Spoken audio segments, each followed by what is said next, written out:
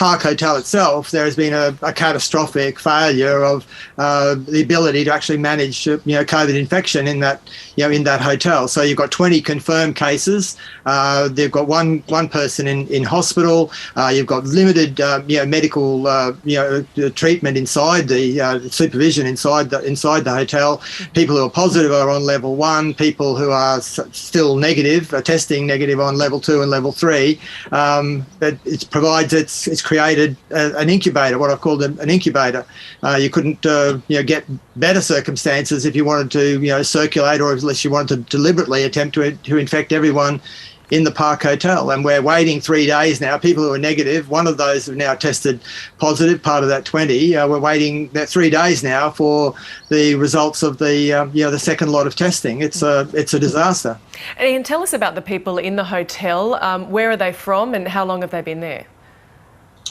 Well, they've been in Australia since 2019. Most of them are Medivac people who are brought here under the Medivac legislation for medical treatment. They've been in Manus and Nauru for over 6 years before that, so they've been in detention more than 8 years now.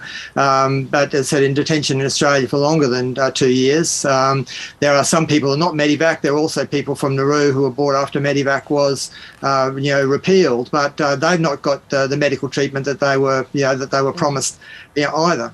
In the meantime, Ian, as you say, one person has gone to hospital. What is happening with the rest of them in terms of their care? Not a lot, Gemma. I mean, the fact is the nurse only does one round a day. Yesterday, the dispensing cart didn't even have Panadol, which has been the drug of choice as far as IHMS is concerned to treat COVID inside the place. The nurses, there are 2 of them now. One extra one was employed last Tuesday, but they're only on duty between 8 and 4. After 4 o'clock, if someone wants Panadol, they've got to go through an off-site teleconference with a medical officer who's off-site.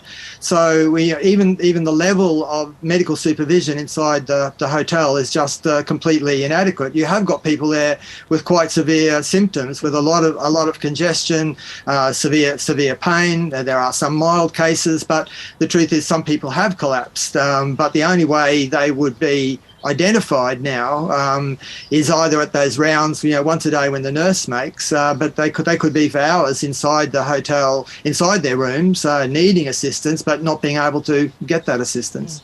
And they're not all vaccinated, Ian. I understand there's a bit more to that story as to why. What can you tell us? Look, it's one of the tragedies. I mean, the first thing to say is that the vaccines came to the detention centre very, very late. Vaccines were first available in February in Australia. They weren't, expressions of interest in vaccine weren't even offered in detention centres until August. The first person in the Park Hotel got their first dose in the 30th of August. So they're very, very late. But the truth is that there also are problems. I mean, the fact is that the Park Hotel is an extension of offshore detention. There was the threat of removing people inside the Park Hotel back to Manus and Nauru. One of the preconditions for that removal was if they were vaccinated. And the truth is that some people said they would be vaccinated when they were released from the hotel, but vaccination made them more liable to be removed. So that obviously made some people hesitant, but that, like the conditions in the hotel, were conditions that were created by the government. Instead of being willing to give a guarantee that people wouldn't be removed to Manus, PNG and Nauru, the government wouldn't do that. So there was some vaccine hesitancy inside the hotel. There was also hesitancy because there's not a lot of trust with IHMS, who's the medical provider, who's seen as a wing of Border Force inside the detention centres. It would have made a lot better sense if the government had allowed people, the refugee community, migrant community, people they knew to come into the hotels and the detention centres to reassure people. But with the threat of removal hanging over their head, there was always going to be a big obstacle to overcome. And as you say, it's likely more positive cases to come. What are you calling for to happen next?